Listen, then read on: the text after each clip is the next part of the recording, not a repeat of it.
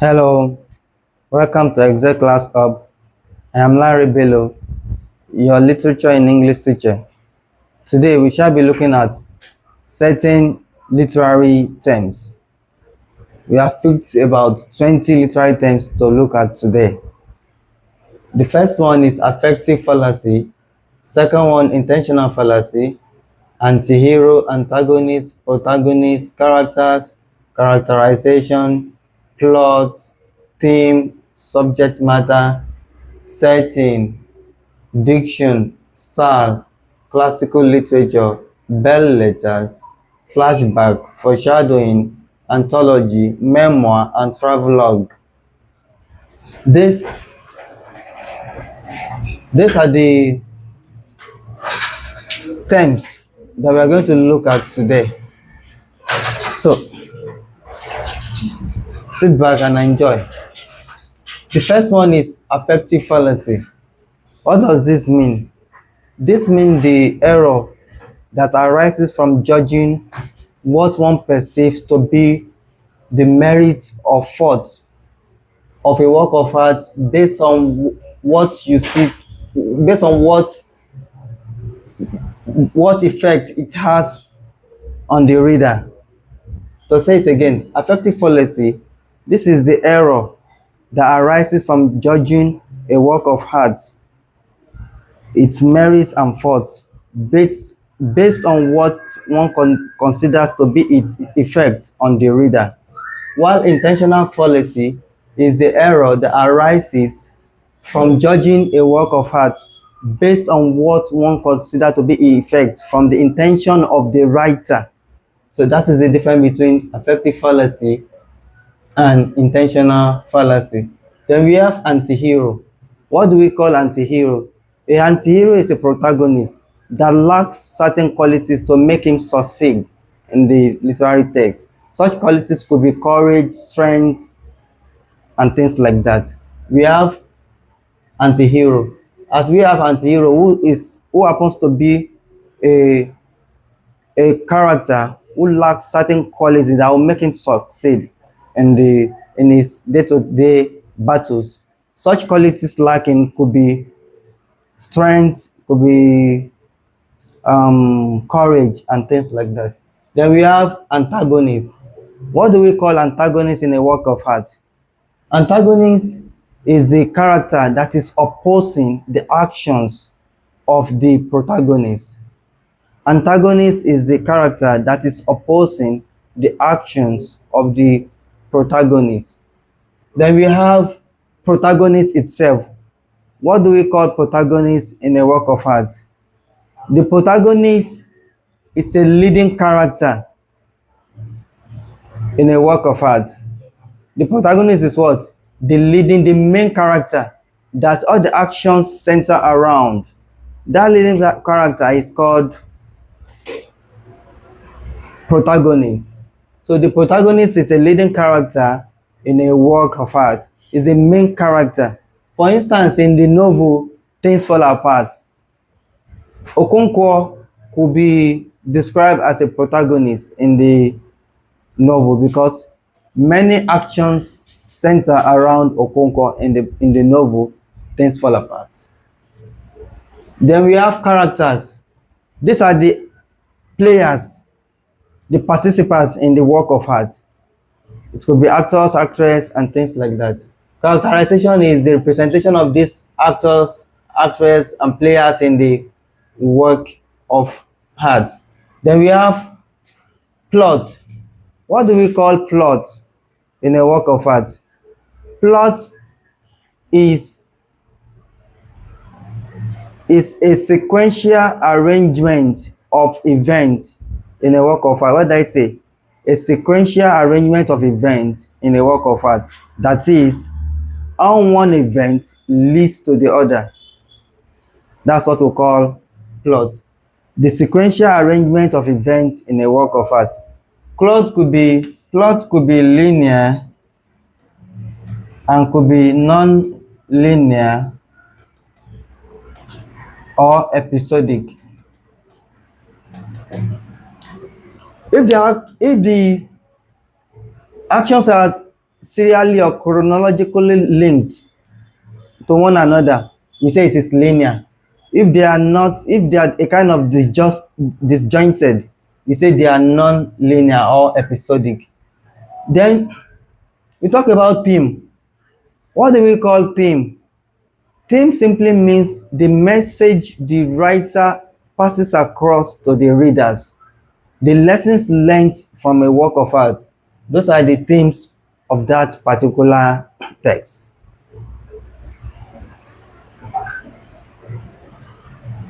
You could have theme of love, theme of marriage, theme of deception, theme of disappointment, and things like that. So the theme is the main message that the writer passes across to the readers, the lessons learned from a particular work of art. Those are the themes of that text. Then we have the subject matter, which is the topic that is being focused, or the subject that is being focused. That is what we mean by subject matter. Then we have setting. What do we call setting in a work of art, whether prose, drama, or poetry? Setting refers to the timing and location of that work of art. There are two key words in defining setting.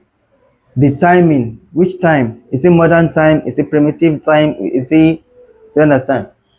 Then the location, where is the text or the work of art located? Is it in the village? Is it in the city? So timing simply refers to the setting simply refers to the timing and location of the work of art. For instance, in the play The Lion and the Jewel, the setting is the African traditional setting, particularly the Yoruba traditional setting of an imaginary town called Ilujinle. That's the setting of the play The Lion and the Jewel by Wole Soyinka. Diction. What do we call diction? Diction in any work of art, whether prose, drama, or poetry, refers to the choice of words, the use of language in the work of art, how the writer presents his words, whether simple or complex. That has to do with diction. Diction refers to the writer's choice of words, the use of language. That is what we mean by diction. Then style refers to the way the writer expresses his thoughts, the ways and manner the characters are presented. That is the style of the of the of the text, the style of the author. Then we have classical literature. What do we call classical literature? This refers to the ancient literature of Greece or Rome, ancient Greece or ancient Rome, the literature of those days. That's what we call classical literature. The another aspect is bell letters. This is a French word, belle, and it means something beautiful.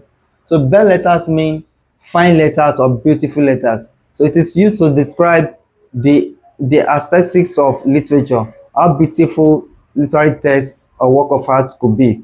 It's of French origin, and it has to do with, it means beautiful writings or beautiful letters.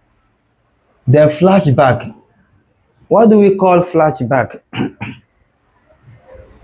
Flashback is the act of bringing the past into the present. What did I say? Flashback is the act of bringing the past into the present. So this technique is mostly used in both drama and prose. Flashback, you recall what has happened in the past and you bring it down into the present. That's called flashback. As we have flashback, we also have what is called foreshadowing. What did I say? Foreshadowing.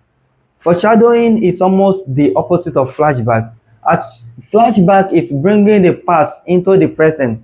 Foreshadowing is delving into the future, what has not happened. In foreshadowing, this technique will help you know what will happen in the future. It will go into the future and bring it into the present. So a technique used to bring the future into the present is called foreshadowing. Then another literary term we'll look at is anthology. What do we mean by anthology? Anthology simply means a collection of texts or books by different authors. That's the meaning of anthology. Anthology is what? A collection of books from different authors.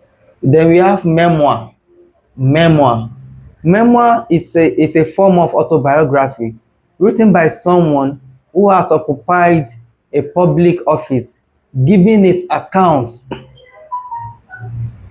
or his experience as a public officer.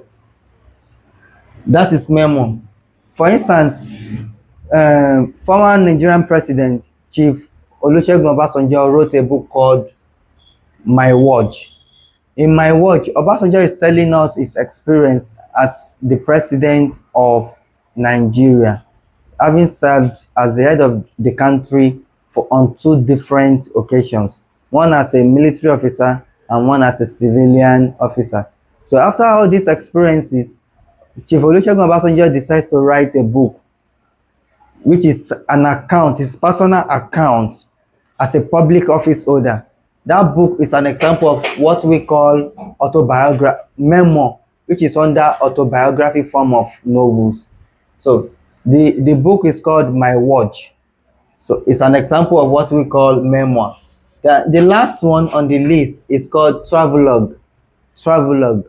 This is a narrative prose popular in the 18th century, which presents the account of someone on a journey. The person gives his day-to-day account while being on a journey. So travelogue is a narrative prose popular in the 18th century in which the writer gives a day-to-day account of his experience while on a journey. So that is the explanation of these 20 literary terms. So I'll go back again and briefly summarize what we mean or the meaning of all these literary terms. After that, we're going to take some questions from UTME series. So the first one, affective fallacy. This is simply the error arising from judging a book based on its effect on the reader. Intentional fallacy. This is simply the error of judging a book based on the intention of the writer.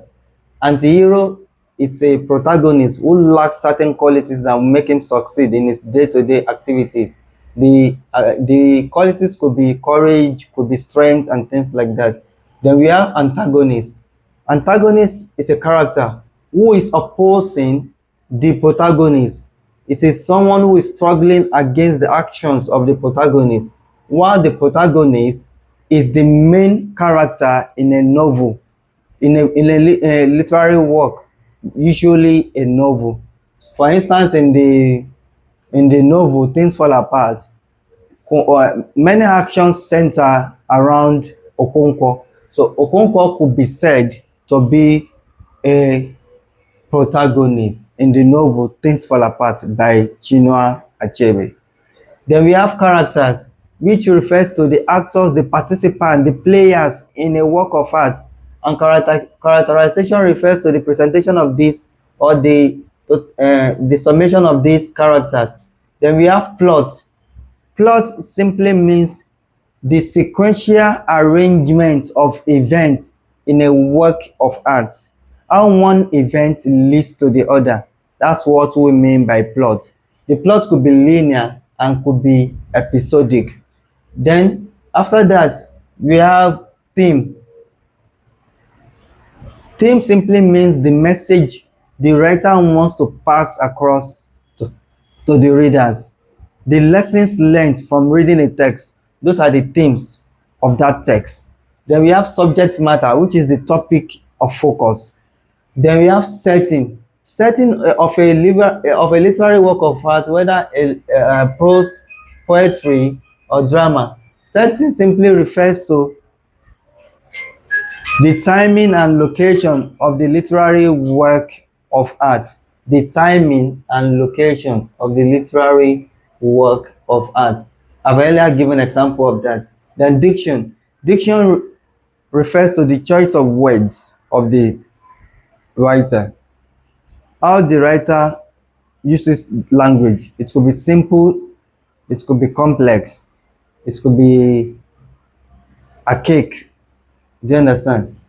So diction has to do with the writer's choice of words. The work could be prose, could be poetry, and could be drama. Any. The diction in any of these genre has to do with the writer's choice of words, and the diction could be simple, could be archaic, could be complex, and things like that. Style refers to the way and manner the writer presents his thoughts and characters to the readers, while classical literature refers to the ancient literature of Greece or Rome. That is what we call classical literature. Then another one is bell letters. What do we call bell letters? As the word bell simply means beautiful. Bell letters simply means beautiful writings, beautiful write-ups that we see in the field of literature. It is of French origin. Then flashback, which is simply the act of bringing the past into the present. This technique is used in both drama and prose. Flashback, which is the act of bringing in the past. You can bring an occurrence which has happened in the past and narrate it in the present. That technique is called flashback. As we have flashback, we have something like opposite of flashback, which is foreshadowing. As flashback is bringing the past into the present, foreshadowing is delving into the future. The foreshadowing will bring what has not happened and tell us right now what will happen in the future. So the technique of delving into the future is what we call foreshadowing. This technique is also used in both drama and prose. Then we have anthology. Anthology is a collection of books, a collection of texts from different authors, while memoir is a form of autobiography written by someone who has occupied a public office, giving his account as a public office holder. It is a form of autobiography. Memoir is a form of autobiography. Then the last one is travelogue, which is so popular, which is a narrative prose popular in the 18th century. It presents the day-to-day account of someone on a journey. The person gives account of his day-to-day activities while on a journey. That's what we call travelogue. So that is the explanation of these 20 literary terms. Let's take some UTME questions relating to some of these texts. When you look at this question, UTME question 6, year 2023. In a work of art, plot is constructed on dash. Plot is constructed on what? A, the principle of conflict. B, exciting and memorable episodes. C, the use of figurative language. And D, recurring events. So we have, in the previous notes, I gave you the meaning of plot, and I even gave you types of plot. So if you look at these options very well, the principle of conflict cannot be the answer because that is not the meaning of plot. Exciting and episodic and a memorable episode. Plot is not limited to exciting and memorable episodes. It has to do with all episodes. So that rules out that option as well. The use of figurative language. How do you use figures of speech in literature? Figurative language. That is not what plot is all about. Recurring events. How one event leads to another. That sounds correct. So the correct answer is D, which is recurring events. So plot is constructed on recurring events. Let's take another question. Although this question is not particularly from this present topic, but we have talked about a fable, some of these terms in previous classes, which I think you should know. A story exemplifying a moral thesis in which animals talk and act like human beings is called dash. A. An anecdote. B. A parable. C. A fable. D. An exemplar. A text or a work of art in which animals assume the position of human beings is not anecdote. It is also not parable, and it is also not an exemplar. So when you check the meaning of fable very well, you will see something like animals act like human beings. So it is in fable that animals assume the position of human beings. For instance, in the book Animal Farm by George Howell, the main characters are animals. They talk, they relate, they have their own governments, they conduct their affairs without external intervention from human beings. So from the book The Lion and the Jewel, which serves as a good example of what we call fable. Fable is the correct answer because it is in fable that animals act like human beings.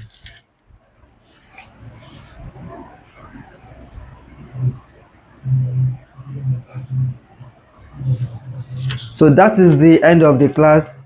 Thank you and God bless.